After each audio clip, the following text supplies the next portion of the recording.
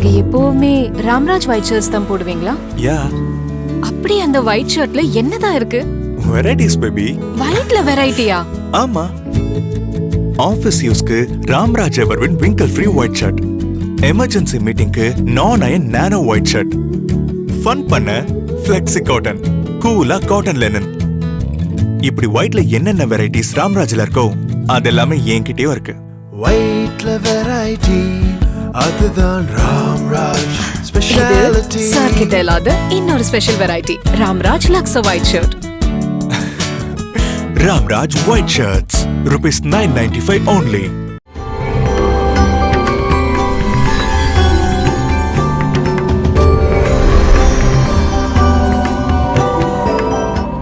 இவன் ஆன்மீகம் நினைச்சிட்டு இருக்கிறது வேறையா இருக்கு. இவன் என்ன நினைச்சிட்டு இருப்பான், 60 வயசுக்கு பிறகு ஆன்மீகம், 70 வயசுக்கு பிறகு என்ட்ராவலாம், ஒரு 3 ஜென்மம் கடந்தா எனக்கு மோட்சம். எல்லாம் மனசு ஏமாத்துது, மித்து எல்லாமே ஏமாத்து வேலை. யார் ஏமாத்துறது? அகங்காரம் ஏமாத்துது. ஞானிகள் என்ன சொல்றாங்க, அதெல்லாம் கிடையாது, இந்த மொமெண்ட் நீ வீழ்ச்சிக்கோ அப்படின்றாங்க. அதனால தான் விவேகானந்தரும் வள்ளலாரும் சொன்னாங்க, விழித்திரு எழுந்திரு அப்படின்னாங்க. கடோ உபநிஷத்துல இருக்கிற வார்த்தையை எடுத்து இவர்கள் யூஸ் பண்றாங்க. விழித்திரு, வீழ்ச்சிக்கோப்பா அப்படின்றாங்க, எழுந்துன விழுந்திருக்கோப்பான்றாங்க. நீங்க யாராவனா இருங்க, இங்க உழவு செய்கிற விவசாய கூலியா கூட இங்க இருங்க, விவசாயியா கூட இருங்க, இல்ல சாதாரண கார்பெண்டரா இருங்க, என்னவா கூட இருங்க. ஞானிகள் இதெல்லாம் பிரச்சனை. ஞானிகள் என்ன பிரச்சனை, உங்களுக்குள்ளார அந்த ஒரு சத்திய வஸ்து இருக்கு, அதை விழிக்கணும். ஏன்னா நீங்க யாரும் தெரியாத போது நீங்கள் தேடிக்கொண்டிருக்கும் அந்த சந்தோஷம்ங்கிறது ரொம்ப டெம்பரவரி, ரொம்ப டெம்பரவரி. இது அப்பதான் ஞானிகள் என்ன சொல்றாங்கன்னா, ஞானியினுடைய சரித்திரத்தை முதல்ல கேளுங்க அப்படிங்கிறாங்க. இந்த ஞானியினுடைய சரித்திரத்தை கேட்கும்போது என்ன ஆகும் அப்படின்னா, இப்ப இங்க நான் வேற ஒரு கதை சொன்னேன்னா, உலகாயாத மனிதர்களிடையே உலவும் ஒரு கதையை சொல்லும் பொழுது அது உங்களுடைய சாதாரண செவிப்பறையில் மோதி உள்ளுக்குள்ள இருக்கிற பிரெயின்ல போய் மூளையில ஸ்டோரேஜ் ஆகும். ஏன்னா இங்க இருக்கிற ஃபீல்டில் இருக்கிற கதை அது. ஆனால் ஞானிகளுடைய கதை என்பது, ஞானிகள் செயல்பட்டு கொண்டிருப்பது நீங்கள் செயல்படுவது போல் அல்ல. நல்லா புரிஞ்சுக்கணும். நீங்க செயல்படுற மாதிரி ஞானிகள் செயல்பட முடியாது. ஞானிகள் செயல்படுவது என்பது உங்களுடைய பொறிகள் எல்லாம் அடங்கின பிறகு அதற்கு அப்பால் உள்ள அந்த பெரும் சக்தியான பேரின்பத்தை கொடுக்கக்கூடிய அகிலாண்டத்தினுடைய மனதை தாண்டிய ஒரு விஷயம் இருக்கே, அங்கிருந்து செயல்படுவதாகவும், அவர்களுடைய வாழ்க்கையில் இருக்கிற ஒவ்வொரு செல்லும் அங்கிருந்து வருவதாகவும், அது உங்களுடைய காதுகளில் விழும்போது நேரடியான உங்களுடைய மனதிலோ அல்லது மூளையிலோ சென்று தங்குவதில்லை, உங்களுடைய ஹிருதயத்துக்குள்ளர போய் தங்குது. அதனால்தான் ஞானிகளுடைய சரித்திரத்தை நம்ம முதல்ல கேட்கணும். நீங்க நல்லா தூங்கினா கூட பரவாயில்ல, என்ன உள்ள இருக்கிறது ஒண்ணு கேட்கும். ஜெய கிருஷ்ணமூர்த்தி என்கிற மகான் சொன்னார், ஆங்கிலத்தில் சொன்னார் அவர், sir I am not talking with you, நான் உங்களுடன் பேசவில்லை. எதிர பேசி கேட்குறவங்க உட்கார்ந்துருக்காங்க, sorry sir I am talking something with in you அப்படின்னாரு. நான் உனக்குள் இருக்கும் ஒன்றோடு பேசி கொண்டிருக்கிறேன். நல்லா புரிஞ்சுக்கோங்க. இதை புரிஞ்சுட்டீங்கன்னா, இந்த ஒரு விஷயத்தை புரிஞ்சுக்கிட்டீங்கன்னா, நமக்கு ஏன் இந்த மனசு கேட்க மாட்டேங்குது, இந்த கவலையெல்லாம் நமக்கு போயிடும். இந்த 1.5 மணி நேரம் இந்த பேசும்பொழுது மனசு அப்படியே போயிட்டு விடுங்க, அது பாட்டுக்கு போகட்டும். மனசுங்கிறது, அகங்காரங்கிறது நம்ம வச்சுட்டு இருக்கிறது என்ன, நாய் மேலே இருக்கிற ஒரு உண்ணி. அதுக்கு மேலே மரியாதைலாம் கிடையாது, அவ்வளோதான் அது.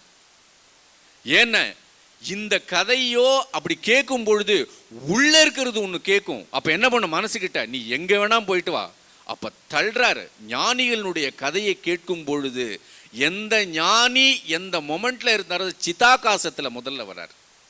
இந்த ஞானியினுடைய தட்சிணாமூர்த்தி சுவாமிகள், மடப்புறம் தட்சிணாமூர்த்தி சுவாமிகள்னு உங்களுக்கு அந்த சொல்லும் பொழுதே அந்த பேர் உங்களுடைய சிதாகாசத்துல உட்காருது. உட்கார்ந்த உடனே என்ன பண்ணுது, உங்களுக்கு உள்ள இருக்கிற அந்த ஆத்ம வஸ்துவை எழுப்பி விடுது. ஆத்ம வஸ்து எழுப்பி விட்டு என்ன பண்ணுது, மனம் மெதுவா தள்ளுது. காது, அதனால்தான் காதுக்கு பேர் கர்ணம்னு பேரு, கர்ணாமிர்தம்னு பேர். மகான்களுடைய சரித்திரம் கேட்கறது. ஒருத்தர் இறக்கும் போது எதுக்கு ராமநாமா சொல்றாங்கன்னா, அவர் கேட்டு ஞாபகம் வச்சுக்கிறதுக்கா. இது வரைக்கும் கேட்டு ஞாபகம். அப்போ ஏன் சொல்றாங்கன்னா, அந்த ராமங்கிற சப்தம் எங்கே போகும்னா நேராக ஹிருதயத்துக்கு போகும். அந்த மனசை அழைச்சிக்கிட்டு அங்கே போகும், அழிச்சிட்டு அங்கே போகும் இல்லையா. அப்போ ஞானியினுடைய சரிதத்தை நம்ம ஏன் கேட்கணும் அப்படின்னா, உள்ளே இருக்கக்கூடிய உங்கள் மனம் அல்ல, உங்களுடைய அகங்காரம் அல்ல, இதுவரையிலும் நீங்கள் தேக்கி வைத்து கொண்டிருக்கிற நீங்கள் யார் என்கிற பிரமை அல்ல, அதற்கும் அப்பாலாக இருக்கக்கூடிய அந்த ஆத்ம வஸ்து எப்போதும் விழித்து கொண்டிருக்கிறது. அது உங்கள் மனதை சிதறடித்து விட்டு அது மீண்டும் நீங்கள் ஆத்மாவாக இருக்கிறீர்கள் என்கிற உண்மையை உங்களுக்கு உணர்த்துவதற்காக மகான்களுடைய சரித்திரத்தை கேட்க வேண்டும். இப்பொழுது மகான்களுடைய சரித்திரத்துக்கு நம்ம உள்ள போறோம். என்ன எல்லாரும் விளையாட்ட பாரத தேசம் முழுக்க இவ்வளோ மகான்கள் இருக்காங்க, ஏன் இருக்காங்கன்னே தெரியாம எங்க ஊர் முழுக்க மகான்கள், ஏன் இந்தியாவை நோக்கி அவ்வளோ பேர் வராங்க? ஜீசஸ் கிரைஸ்ட் கூட வந்திருக்கார், அதை பற்றி புக்கெல்லாம் இருக்கு. சிவசிதம்பரம் பிள்ளை மீனாம்பிகை அப்படிங்கிற தம்பதி திருச்சிக்கு பக்கத்தில் கீழாலாத்தூர் அப்படிங்கிற ஒரு கிராமத்தில் இருக்காங்க. வெகு நாட்கள் குழந்தை பாக்கியம் இல்லை அவங்களுக்கு. வழக்கம் போல் அந்த காலத்தில் சிவ பூஜை சிவ அனுஷ்டானங்களோடு பூஜை செய்பவர்கள் இந்த மாதிரி குழந்தை இல்லைன்னா பெரிய க்ஷேத்திரங்களுக்கு பயணம் பண்ணுறது வழக்கம். என்ன நம்மை தாண்டிய ஒரு விஷயம்தான் அந்த குழந்தையும் கொடுக்க முடியுங்கிறது. நம்ம ஒரு கிராமத்தில் ரொம்ப அழகாக சொல்லிடுவாங்க, மழை வருவதும் மக வருவதும் மகேசன் கையிலே அப்படின்வாங்க இல்லையா? மழை கூட நம்ம கையில் கிடையாது, மகவும் நம்ம கையில் கிடையாது, ஏன் சின்ன தூக்கம் கூட நம்ம கையில் கிடையாது. படுத்திருந்து பாருங்க, தூங்குறீங்களான்னு பாருங்க, தூக்கமே அது. தூக்கம் வந்து உங்களை தழுவணும். என்ன மாத்திரையை போட்டாலும் சரிதான், தூக்கம் மாத்திரை போட்டும் தூக்கம் வரலன்னா மாத்திரை போட்டதுக்கு அப்புறம் இவன் கண்ணை முடிப்பான், தூக்கம் அது வரணும், அது இல்லையா? அப்படி எதுவுமே நம்ம கையில் இல்லாத பொழுது நேராக அவங்க என்ன பண்ணுவாங்கன்னு திருவண்ணாமலைக்கு போகிறாங்க. கிரிவலம் வந்துட்டு அருணாச்சலேஸ்வரர் தரிசனம் பண்ணிட்டு அங்கே இருக்கிற ஒரு சத்திரத்தில் படுத்துன்னு தூங்குறாங்க. சிவமே செம்பொருள் அப்படிங்கிற நினைக்கிற ஒரு தம்பதி அவங்க.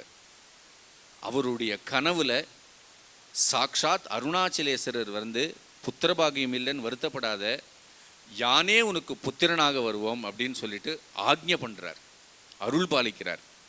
அப்படி ஒரு சந்தோஷம் அவங்க ரெண்டு பேருக்குமே. நேராக என்ன பண்ணுறாங்கன்னா அவங்க சொந்த ஒரு ஆலாத்தூர் வந்துடுறாங்க. கொஞ்ச நாள் அந்த அம்மா வந்து கர்ப்பம் தரிக்கிறது, குழந்தை பாகியம் உண்டாய் பிறக்கிறார்.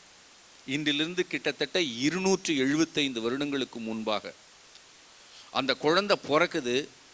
அந்த குழந்தை பிறந்ததிலிருந்து அம்மா கிட்ட பால் குடிக்குமா இல்லையான்னு கூட தெரியாது. கொஞ்ச நேரம் பால் குடிக்கும், திரும்ப கண்ணை முடிக்கும், திரும்ப நிஷ்டையில் இருக்கும். சாதாரண குழந்தை மாதிரிலாம் இல்லை, அது ரொம்ப அபூர்வமாக இருக்குது அந்த குழந்தை. இப்படியே ஒரு 5 வயசு வரைக்கும் வருது.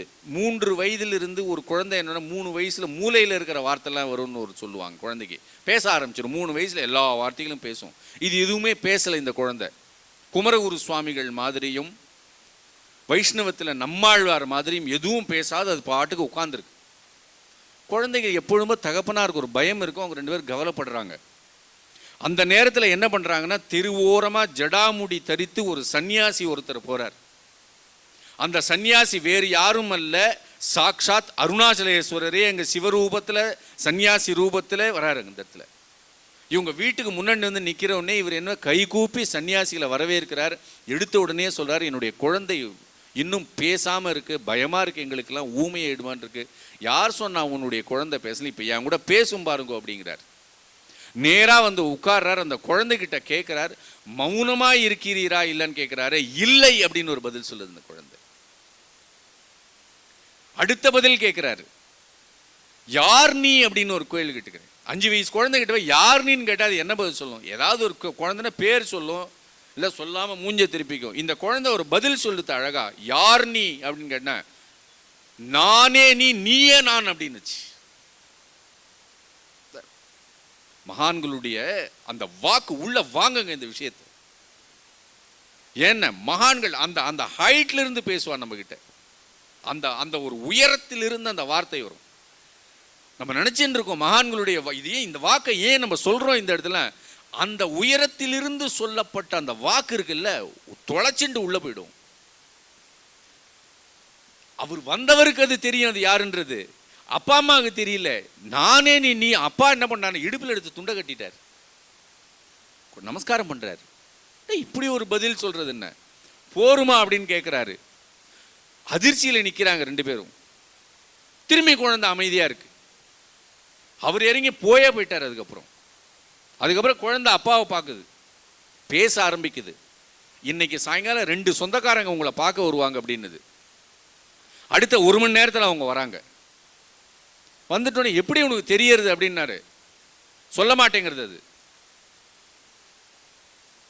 அதுக்கப்புறம் அவங்க அப்பா என்ன பண்ணுறாருன்னா, ஒரு கொஞ்ச நாள் போகுது. இந்த குழந்தைக்கு இந்த விஷயம்லாம் ஒரு ஒரு ஒரு ரிஷிங்கிறது இப்போ தெரியுது. ஓரளவுக்கு இது ஏதோ நம்ம வரம் வாங்கிட்டு வந்திருக்கு, ஏதோ இருக்குன்னு தெரியுது.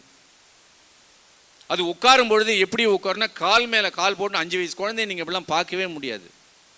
தட்சிணாமூர்த்தி சுவாமிகளுடைய எப்படி ஆரம்பத்தில் அந்த படத்தில் உட்காண்டிருந்தாரோ, மடப்புறம்ங்கிற அந்த ஊரில் அப்படி இருந்தாருன்னா அப்படியே தான் உட்காந்துருந்த அந்த குழந்தை. கொஞ்ச நாள் அப்படி போன உடனே அந்த குழந்தையினுடைய பாட்டி, இவருடைய அப்பா சிவசிதம்பரம் பிள்ளையினுடைய பாட்டி, சிவசிதம்பரம் பிள்ளை அப்படிங்கிறவர் கார்காத்த வேளாளருங்கிற மரபுல வர்றவர். அவர் சைவ அனுஷ்டானங்கள் கொண்ட ஒரு ஃபேமிலி. குழந்தைக்கு ஒரு பேர் ஒன்று வைக்கிறாரு. அந்த பேர் என்னன்னா அருணாச்சலம்னு பேர் அந்த குழந்தைக்கு பேர். ஏன்னா திருவண்ணாமலையில் அருணாச்சலேஸ்வருடைய அருணால பிறந்ததுலாம் அந்த குழந்தைக்கு அருணாச்சலம்னு பேர். அருணாச்சலா, நான் இன்னைக்கு ஆருத்ரா தரிசனம் பார்க்கறதுக்காக போறேன், நான் நீங்க உத்தரவு கொடுக்கணும் அப்படிங்காரு. உத்தரவு இல்லை, நாளை மாலைக்குள் உன் தாயார் முக்தி அடைவாள், நில்லு அப்படிங்கிறார். பாட்டி செத்து போறத சொல்றார். நல்லா தானே இருக்கா பாட்டி அப்படிங்கிறார் இவர். திருப்பி இவர் மௌனமா இருக்கார். இவர் அப்படியே வெயிட் பண்றாரு. இவர் கிட்டத்தட்ட ஒரு 12 மணி நேரம் 18 மணி நேரம் போகுது. சாயங்காலம் முகந்து அப்படி நள்ளிரவு வரப்போறது. கொஞ்ச நேரத்துக்கு முன்னாடி திரும்பி பார்க்குற, புரைக்கேறி விக்கித்து முக்தி அடைவாள் அப்படிங்கிறார். மெல்லிசா பாட்டிக்கு விற்க ஆரம்பிக்குது. அப்போதான் விக்கி விக்கி என்ன பண்ணுவான்னா, அப்படியே பேரனை பார்க்குறா. பேரன் அப்படியே அந்த கண்ணுனால பார்க்குறா. அப்படியே மெதுவாக அந்த பாட்டி அடங்குறா. இவருக்கு இன்னமும் ஆச்சரியம் தாங்கலை. இவருக்கு அப்படியே மெதுவாக என்ன பண்ணுறாருன்னா, அம்மாவை தகனம் பண்ணிட்டு திரும்பி வீட்டுக்கு வர்றார். அந்த மகான் அப்புறம் போகும்போது ஒரு வார்த்தை ஒன்று சொல்லிட்டு போகிறாரு. உனக்கு பிறந்தது மகன் அல்ல மகான், கவனமாக இரு அப்படின்ட்டு போயிட்டார். அதுலேருந்து என்ன பண்ணாருன்னா, இந்த குழந்தைக்கு ஸ்கூலுக்கு அனுப்பணும் இல்லை. அப்போல்லாம் திண்ணை பள்ளிக்கூடம் இருந்தது. இன்றிலிருந்து 275 வருடங்களுக்கு முன்பாக நான் பார்த்தேன். திண்ணை பள்ளிக்கூடத்துக்கு கொண்டு போய் நீங்கள் பள்ளிக்கு போகணுமா அப்படின்னு கேட்குறாரு பையன்கிட்டயே. நீங்களே பேச ஆரம்பிச்சிட்டார் அவர் பையன்கிட்ட. அதற்கு நடுவில் இன்னொரு குழந்தையும் பிறக்குது அவங்களுக்கு. அந்த குழந்தைக்கு நமச்சிவாயம்னு பேர் வைக்கிறாங்க. அருணாச்சலா, நீயும் உன்னுடைய சகோதரனையும் பள்ளிக்கூடத்துக்கு அனுப்பலான்னு பார்க்குறேன்னு, தாராளமாக இவன் பள்ளிக்கு போவான் அப்படிங்கிறார். அதுக்கப்புறம் தன்மை பழுத்து முன்னிலை பழுத்து படற்கரையில் தன்னை அழைச்சிக்க ஆரம்பிச்சிட்டார் இல்லையா. ஞானிகள் எப்பொழுதுமே என்ன பேசுவாங்கன்னா, நான் நீலாம் சொல்ல மாட்டாங்க, அதுன்னு தான் சொல்லுவாங்க, இவன் தான் சொல்லுவாங்க இல்லையா. அதுக்கப்புறம் வேற, அதுக்கப்புறம் இருக்கிறதுலாம் அது, அவ்வளோதான். அது நம்ம தான் நான் இதில் நம்மக்கிட்ட தொடர்ச்சியாக அந்த செல்ஃப் எக்ஸ்பிரஷன்ஸ் இருக்கு, அவங்கக்கிட்ட அது இருக்காது. அதுதான் ஏன்னா உள்ளே இருக்கிறது அது. அப்போ என்ன சொல்கிறாருன்னா, அது பள்ளிக்கு போகும் அப்படின்னு சொல்கிறாரு. 2 பேர் கொண்டு போய் விடுறாங்க. வாத்தியார்கிட்ட சொல்லிட்டு வராங்க, இது சுவாமி கொஞ்சம் பார்த்துங்க அப்படிங்கிறாரு. வாத்தியார் என்ன பண்ணாருன்னா, கொஞ்ச நாள் ஏடுகள் பிரித்து பாடலாம் சொல்லி கொடுக்குறாரு. அவர் ஒரு மணி நேரத்துக்குள்ளார், சில நாழிகைக்குள்ளாரே அந்த பாடத்தை அப்படியே ஏடுகளை பிரிக்குது இந்த குழந்தை. அப்படியே மூடி வச்சுடுறது. அருணாச்சலம் எல்லாம் படிச்சிட்டியா அப்படின்னு கேட்குறாரு. எல்லாம் படிச்சுட்டேன், நான் ஒன்றும் நடத்தியே முடிக்கலையே, இல்லை எல்லாம் தெரியும் அப்படிங்கிறார். எடுத்து அந்த குழந்தைகிட்ட கேள்வி கேட்கும்போது படபட ஆன்சர் பண்ணுது. அது மறுநாள் இவருக்கு ஆச்சரியம் தாங்கல, என்ன இந்த குழந்தை இப்படி சொல்லுது, பிள்ளைவாள் சொன்னது கரெக்டு தான், பிள்ளைவாளுடைய குழந்தை உண்மையிலே மகான்தான் போல இருக்கு அப்படின்றாரு. இவர் என்ன பண்ணுறாருன்னா, பாடம் நடத்திக்கிட்டே இருக்கும்போது இந்த சுவாமிகள் போய் வாத்தியாரை நிறுத்துறாரு. வாத்தியார் என்னன்னு கேட்குறாரு. உன்னுடைய குழந்தை திண்ணையிலேருந்து கீழே விழுந்தது, கை உடஞ்சி போச்சு, நீ போய் பாரு அப்படிங்கிறார். இவர் வீட்டு அடிச்சு பிடிச்சின்னு போய் பார்த்தா குழந்தை விழுந்திருக்கு, ஒரு பையன் ஒன்று கை உடஞ்சி போயிருக்குது. இவர் போய் திரும்பியும் போய் கட்டுக்கிட்டு கூட்டு இவர் என்ன பண்ணுறாருன்னா, இப்போ என்ன பண்ணாருன்னா, குழந்தைக்கு ஒரு ஆசனத்தை போட்டு அங்கே இவர் உட்காத்தி வச்சுட்டு கீழே உட்காந்து இவர் பாடம் கேட்குறாரு. காஞ்சி மகாபெரிவர் எல்லாருக்கும் தெரியும். ஒரு கட்டத்தில் அவருக்கு பாடம் சொல்லி கொடுத்தாங்க. காஞ்சி மகாபெரிவர் படத்துக்கு ரொம்ப பழைய பெரியவர், எல்லாருக்கும் தெரியும் நினைக்கிறேன். மகாபெரிவர் பாடம் சொல்லி கொடுக்கும் பொழுது ஒரு கட்டத்தில் இவர் என்ன கேட்டாலும் அவர் கரெக்டாக சொல்லிடுறாரு. உடனே ஒரு வாத்தியார் என்ன பண்ணாருன்னா, கீழே சின்னதாக ஒரு பீடம் போட்டிருந்தாங்க, அதையும் கீழே இறக்கி வச்சுட்டு அவர் மேலே இறக்கி வச்சு பாடம் நடத்திட்டு இருந்தார். அதுக்கு முன்னாடி ஒரு வார்த்தை ஒன்று சொன்னார் அவர், ஜலம் வந்து மேலிருந்தா கீழே பாயும், கீழே இருந்து மேலே பாயாது அப்படின்னு சொல்லி பாடம் எடுத்தார். காஞ்சி மகாபெரியவர் என்ன பண்ணார்னா, இந்த ஜலம் வந்து கீழிருந்து மேலேயும் போய் மேலேருந்து கீழும் வரும் அப்படின்ட்டார் அவர். என்னென்ன, கற்றுக்கொள்பவன் எப்பொழுதுமே கீழே தான் இருக்க வேண்டும், கற்றுக் கொடுப்பவன் மேலே இருக்க வேண்டும்னு விதி. ஆனால் மகான்களுக்கு அது கீழே இருந்தாலும் மேலே போகும், மேலே இருந்தாலும் கீழே போகும். அப்படிங்கிற பட்சத்தில் இந்த சுவாமிகள் என்ன பண்ணாருன்னா, கீழே இருந்து அவர் சொல்லி கொடுத்து, அவர் மேலேருந்து சொல்லி கொடுத்தாரு. இப்போ அவர் என்ன பண்ணிட்டாருன்னா கீழே இறங்கி உட்காந்துட்டார். ஏன்னா இது வெறும் சாதாரண படிப்பு இல்லை, இது என்னது, வெறும் நாலேஜ். இது கொஞ்ச நேரம் படித்தா மனப்பாடாகக்கூடிய விஷயம். ஆனால் இந்த சுவாமிகள்கிட்ட இருக்கிறது என்னது, ஞானம், விஸ்டம், ஆங்கிலத்தில் சொல்லக்கூடிய அந்த விஸ்டம். இது யாரால பெறப்படுவது, இது அங்கேருந்து வர்றது. இது என்னது, புஸ்தகத்திலிருந்து வர்றது. இது அந்த வாத்தியார் உணர்ந்துட்டாரு. கொஞ்ச நாள் பொறுத்து என்ன பண்ணுறாருன்னா, ஸ்கூலுக்கு வரலாம், பள்ளிக்கு, திண்ணை பள்ளிக்கு நீ வரலாமா வேணாங்கிறத சுவாமிகளே முடிவு பண்ணணும் அப்படின்ட்டார். இதுக்கு நடுவில் என்ன பண்ணுறாருன்னா, அவங்க தம்பிக்கிட்ட பூஜைக்கு தேவையான விஷயங்கள்லாம் அவங்க அப்பா எப்பயும் சொல்லுவார். ஏன்னா இவர் தான் வந்து ஒரு பூஜைக்குரிய எல்லாத்தையும், புஷ்பங்களையும், அங்கே இருக்கிற எல்லாம், ஒரு விநாயகர் கோவில் பக்கத்தில் இருந்தது, அங்கே என்ன பண்ணுவாருன்னு சொல்லி அனுப்புகிறார். தம்பி நமச்சிவாயா இங்கே வா, அங்கே போய் விநாயகர் கோயிலில் வந்து மாங்கொட்டையும் தேங்காயும் இருக்கும், கீழே விழுந்திருக்கும், அதை எதுவும் சாப்பிடாத, வெறும் புஷ்பத்தை மட்டும் எடுத்துகிட்டு வா அப்படிம்பார். இந்த நமச்சிவாயம் என்ன பண்ணுறாருன்னா, ஒரு நாள் டெஸ்ட் பண்ணுறார். பூக்கள் எடுத்துக்கொண்டு வரும் பொழுது அங்கே இருக்கிற மாங்காயை, கொஞ்சம் நல்லா பழுத்த மாங்காயை சாப்பிட்டுட்டு திரும்ப தேங்காயும் கொஞ்சம் சாப்பிட்டுட்டு இவர் வரார். வந்த உடனே இவர் என்ன சொல்கிறாருன்னா, நீ பாவம் பண்ணிட்ட அப்படின்ட்டார் அவர்கிட்ட. இந்த பாவத்துக்கு என்ன பரிகாரம் அப்படின்னு கேட்குறாரு. நீ ஒன்றும் இல்லை, நீயே காசிக்கு போயிடுவோம் அப்படின்ட்டார். சிவ அபராதம் பண்ணியிருக்க அப்படிங்கிறார். அதுக்கு தகுந்த மாதிரி அந்த குழந்தை என்ன பண்ண, இவருடைய தம்பி இருக்கார் இல்லையா, அந்த தம்பி என்ன பண்ணுறாருன்னா, புத்தி சுவாதீனம் வந்த மாதிரி ஏதோ ஒன்று ஆகுது அவருக்கு. சாதாரண வாழ்க்கையில் இல்லை அவர் இதை சாப்பிட்டதுலேருந்து.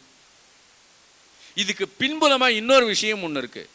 என்ன விஷயம்னா, பிள்ளையாருக்கு வந்து மாம்பழம் கையில் இருந்த ஞானப்பழம் கதை ஒன்று ஞாபகம் வச்சுங்கோ. அவருடைய அனுமதி இல்லாமல் அவருடைய இடத்துலேருந்து நீங்கள் எடுத்து சாப்பிடக்கூடாது. பிரசாதங்கிறது என்னென்னா அவருடைய அனுமதி இல்லாமல். ஏன் சார் அவருடைய அனுமதி இல்லாமல் எடுத்து சாப்பிடக்கூடாதுன்னா, அதில் ஏதோ ஒன்று வைத்து உங்களுக்கு கொடுப்பார், நீ அவசரப்படாது அப்படிங்கிறாங்க.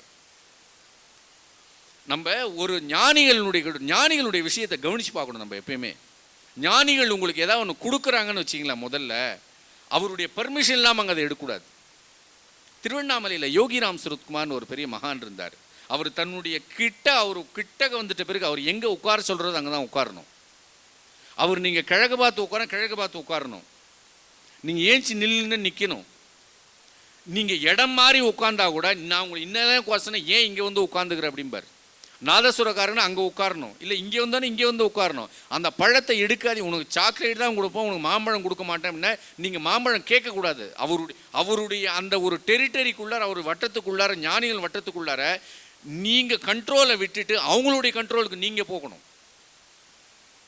ஏன்னா அதுக்குள்ளே அவங்க ஒரு விஷயத்தை வச்சு கொடுப்பாங்க, அதை நீங்கள் ஃபாலோ பண்ணணும். அந்த விஷயத்துக்குள்ளார உங்களுக்கு உபதேசம் ஒன்று இருக்கும். அதனால் என்ன பண்ணணும்னா, இதன் வழியாக உங்களுக்கு ஒரு கடத்தப்படும் ஒரு விஷயம். நீங்கள் அதை ராங்காக போயிட்டீங்கன்னா நீங்கள் அதுக்கு அடுத்த விஷயம் அவங்க சொல்கிற இடத்துக்கு தான் போகணும். இது மாதிரி இருக்கான்னு சொன்னேன், தம்பியை கூப்பிட்டாரு, காசிக்கு போ அப்படின்ட்டாரு. இதுக்கு நடுவில் என்ன பண்ணாருன்னா, அவனே போயிடுவான் அப்படின்ட்டாரு. போயிட்டார் அவர் வீட்டை விட்டு. அப்பா அம்மா வந்து நிற்கிறாங்க. சுவாமி, எங்களுக்கு பெத்த வயிறு எங்களுக்கு கஷ்டமாக இருக்குது, 10-15 நாளாக காணும், எங்களுக்கு ஒரு மாதிரி கஷ்டமாக இருக்குது அப்படின்னு சொன்னோடனே அவர்கிட்ட கேள்வி ஒன்று கேட்குறாரு. போன ஜென்மத்தில் இருக்கிற உன் பிள்ளையெல்லாம் தேடி கண்டுபிடிச்சிருவே, இதை ஏன் தேடுற அப்படிங்கிறார். வேற வழி இல்லை அவங்களுக்கு. என்ன, பெத்தது மகான, வேற வழி கிடையாது அவங்களுக்கு. சொல்றதான் கேட்டான். இப்போ என்ன பண்ணோன்னா, காசியில் போய் சிவதீட்சை வாங்கிட்டு ஒரு சன்னியாசியாக இருப்பார், கொஞ்ச நாளில் வருவார் அப்படிங்கிறார். மெதுவாக அவர் என்ன பண்ணுறாருன்னா, காசியில் போய் கங்கையில் நீராடி விட்டு சிவதீட்சை வாங்கினோடைய நேராக என்ன பண்ணுறாருன்னா, மாயவரத்துக்கு பக்கத்தில் திருச்சக்கட்டாங்குடி வராரு. திருச்செங்கோட்டங்குடியிலேருந்து நீலப்பாடின்ற ஒரு கிராமத்துக்கு வந்து சன்னியாசிரமத்தில் வந்து உட்காந்துட்டார் அவர் தம்பி. கிட்டத்தட்ட 2 பேருக்கு அப்போ வந்து ஒரு இளமை ததும்பக்கூடிய வயது. அப்பா அம்மாட்ட கூப்பிட்டாரு, பல வருஷங்கள் கழிச்சு சொல்கிறாரு, இப்போ உன் சின்ன பிள்ளைய போய் பாரு அப்படிங்கிறாரு. சன்னியாசியை வந்திருக்கான், நமச்சிவாயம்ன்ற பேர் நமச்சிவாய சுவாமிகள்னு இருக்கான், போய் பாரு அப்படிங்கிறார். ஏன்னா இந்த குடும்பமே மகானாக வரக்கூடிய பிறந்ததுக்காக குடும்பமாக இருக்குது. அதுக்கப்புறம் என்ன பண்ணுறாருன்னா, மெதுவாக அங்கே ஒரு குழந்தை ஒன்று வருது. அந்த குழந்தைக்கு பாம்பு தீண்டுது. வழக்கம் போல் என்ன பண்ணுறாங்க, இவர் காலில் வந்து விழுந்த உடனே இவர் போகிறாரு.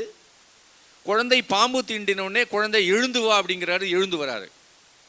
இப்போ மகான்களுடைய விஷயம் இது மட்டும் தானே? இது மட்டும் கிடையாது. சுற்றி இருக்கிறவங்க மகான்கள் என்ன பண்ணுவாங்க, சின்ன சின்ன சாக்லேட் கொடுத்து முதல்ல உங்களை கிட்ட சேர்த்துப்பாங்க. சேர்த்துட்டு உங்களை பார்ப்பாங்க. முதல்ல திருக்கண்ணோக்கம், தமிழில் அனுக்கிரகம்னு சமஸ்கிருதத்தை சொல்கிறேன் இல்லையா, அனுக்கிரகம், திருக்கண்ணோக்கம்.